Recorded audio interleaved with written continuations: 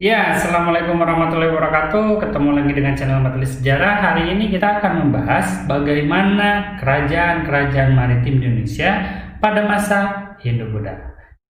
Nah, materi ini sebenarnya sudah kalian pelajari ketika kalian kelas 10, tepatnya pada sejarah Indonesia wajib.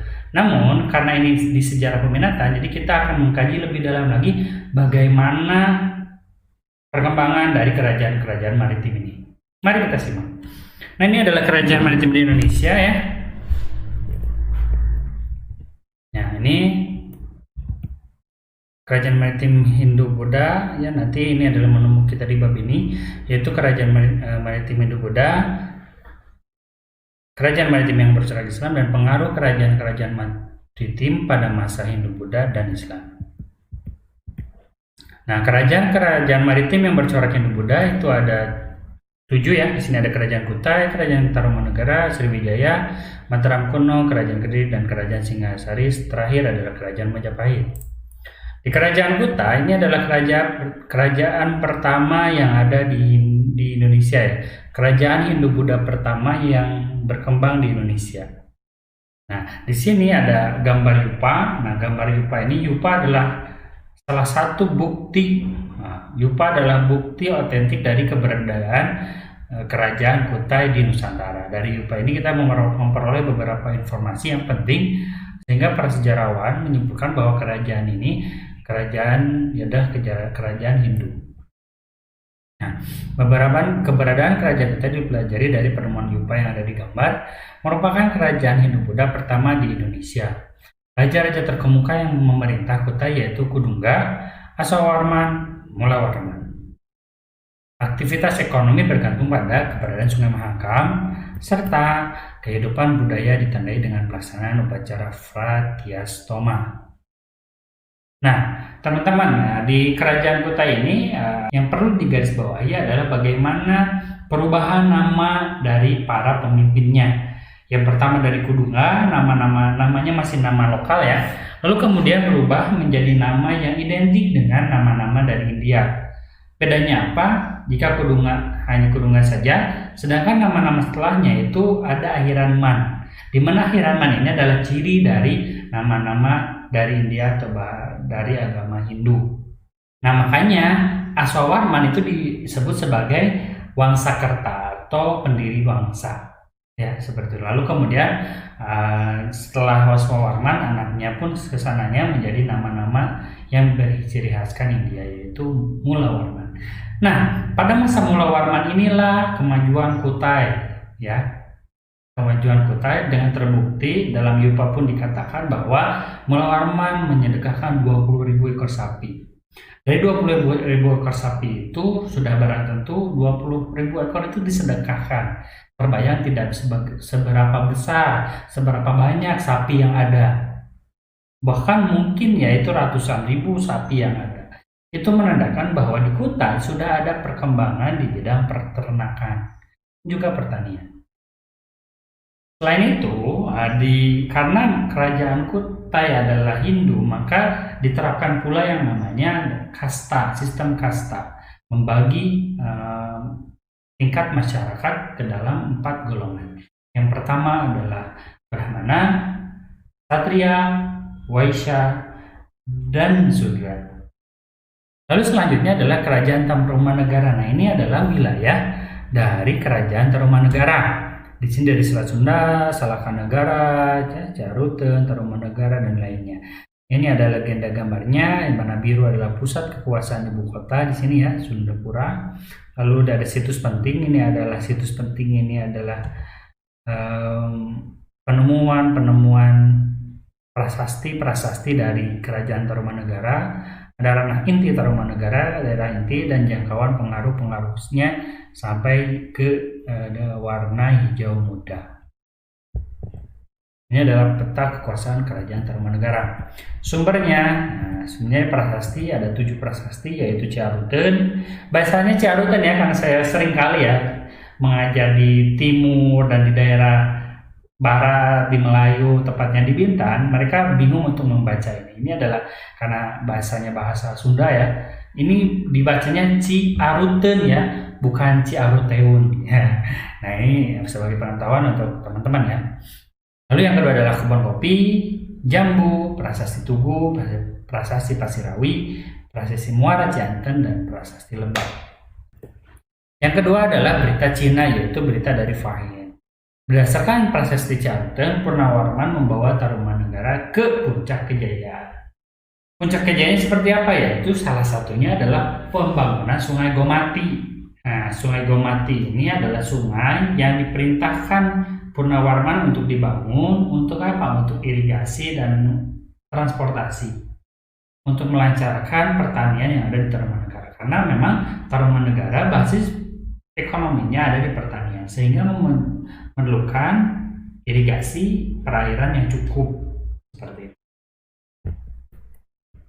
Lalu selanjutnya ada Kerajaan Sriwijaya. Nah, kalau dua kerajaan sebelumnya adalah Hindu, maka kita masuk ke Kerajaan Sriwijaya yang bercorak Buddha. Nah, merupakan kerajaan Buddha terbesar di Indonesia ya, mencapai masa keemasan pada masa pemerintahan Raja Balaputradewa. Sriwijaya menguasai aktivitas perekonomian di sekitar Malaka, Tanah Genting kita, dan Selat Sunda.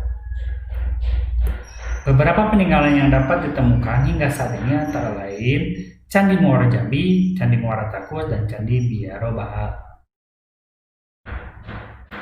Nah, Sriwijaya ini adalah salah satu kerajaan di mana menjadi pusat pendidikan Buddha yang besar di Asia Tenggara.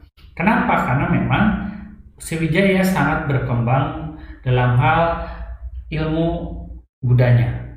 Jadi sehingga banyak sekali para cendekiawan, pelajar-pelajar datang dari seluruh Asia Tenggara, dari penjuru dunia datang ke Sriwijaya untuk belajar Buddha. Selain itu, kita lihat peta kekuasaannya ini di sini terlihat ya. Ini ada ibu kota kerajaan Sriwijaya, ini ya, di sini, ini ibu kotanya. Dan pengaruhnya itu sampai ke Selat Malaka, Malaya ya, di sini, dan Ligor sekitar Thailand. Ya, itu adalah pengaruh dari Sriwijaya. Itu betapa besarnya pengaruh Sriwijaya bahkan sampai ke Jawa ya. Ke Jawa di sini ada Dieng ya, ada Mataram dan Prambanan dan lainnya. Nanti ada hubungannya juga antara kerajaan Sriwijaya dengan kerajaan Mataram. Karena di Balaputradewa yang ada di Sriwijaya itu ada hubungan juga dengan salah satu petinggi kerajaan yang ada di Mataram. Nanti kita lihat. Nah, ini adalah Mataram kuno. Ada dinasti Sanjaya dan dinasti Sailendra. Nah, dinasti Sailendra yang bercorak Buddha itu adalah salah satunya Balaputradewa. Karena dinasti Sanjaya yang menguasai, maka Balaputradewa pindah atau beralih ke Sumatera dan mendirikan yang namanya Sriwijaya. Dari dua hal ini ada yang namanya Rakai Pikatan. Rakai Pikatan kemudian keberadaan dua dinasti seperti pada bagian menunjukkan masyarakat Mataram kuno menjunjung. Nah, meskipun demikian sebenarnya nanti antara dinasti Sailendra dan dinasti Sanjaya sama-sama hidup berdampingan. Apalagi setelah ada pernikahan ya dengan Pramodewardhani dengan Rakai Pikatan. Sehingga ada perkawinan, bisa dibilang perkawinan politik antara dua dinasti besar yang memerintah di Mataram kuno. Sehingga dengan adanya dua dinasti yang bercorak yang berbeda ini, maka timbullah yang namanya toleransi. Ya, nah di sini disebutkan kondisi toleransi ini dibuktikan dengan keberadaan beberapa candi berbeda corak di lokasi berdekatan. Sebagai contoh Candi Prambanan yang bercorak Hindu dan Candi Sewu yang bercorak Buddha. Candi Prambanan dan dekat dari Candi Prambanan ada Candi Sewu yang bercorak Buddha. Nah, bahkan Rakai Panangkaran sebagai seorang Hindu itu membangun Candi Kalasan yang mana coraknya adalah corak Buddha. Nah, itu adalah salah satu contoh toleransi. Nah, sekira abad 10 terjadi bencana gunung meletus di Mataram kuno. Dampaknya Empu Sendok memindahkan pusat kerajaan Mataram kuno dari Jawa Tengah ke Jawa Timur, yang membentuk dinasti Isyana dan mendirikan kerajaan Medang Kamulan. Nah, setelah ada bencana itu kemudian pindah ke Jawa Timur, maka dimulailah dinasti Isyana, di mana salah satu raja yang paling terkenal dari dinasti Isyana ini adalah Erlangga.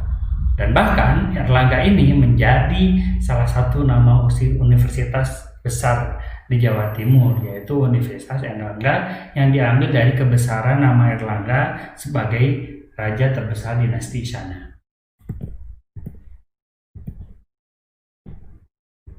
Nah, sekarang adalah Kerajaan Kediri. Nah, pada akhir kekuasaan Raja Erlangga, wilayah Kerajaan Medang kemudian dibagi menjadi dua, ya. Satu Panjalu, satu Jenggala. Nah, sepeninggal Raja Erlangga, kedua kerajaan tersebut mengalami perang saudara. Satu sama lain ingin memperebutkan. Nah, pada sebenarnya Erlangga ingin justru membagi daerah tersebut dengan harapan tidak terjadi pertumpahan darah, tidak terjadi perebutan kekuasaan, namun tidak bisa dihindarkan. Dan akhirnya terjadi perang saudara. Dalam perkembangannya, Kerajaan Panjalu berhasil mengalahkan Kerajaan Jenggala. Kemenangan Panjalu atas Jenggala pada 1052 menandai lahirnya Kerajaan Kediri yang dipimpin oleh Samarawijaya. Nah, Kediri ini sendiri mencapai puncak kejayaannya pada masa pemerintah Jayabaya. Pada masa ini, wilayah kekuasaan Kediri meliputi seluruh bekas wilayah Kerajaan Medang Oman. Selain itu, Kediri berhasil menguasai kembali Jenggala, Panjalu, Jayati. Nah, Kediri juga menghasilkan banyak karya sastra. Nah, coba cari informasi mengenai karya sastra pada masa Kerajaan Kediri apa saja.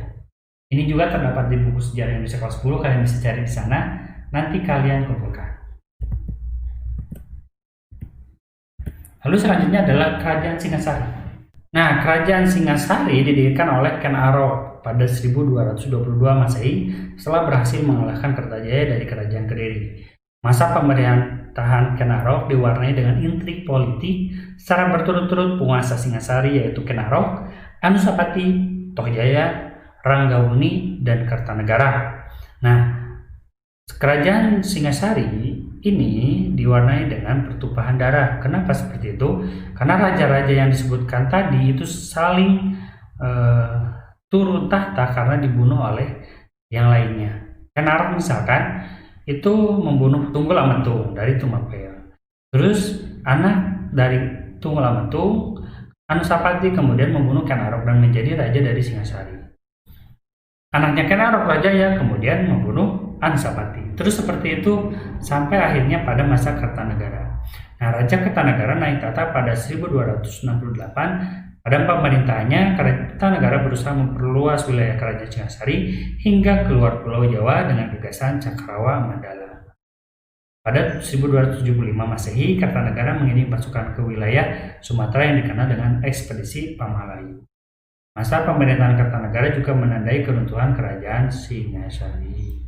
Yang selanjutnya adalah Kerajaan Majapahit. Nah, Kerajaan Majapahit didirikan oleh Raden Wijaya, menantu Raja Kertanegara dari Singasari.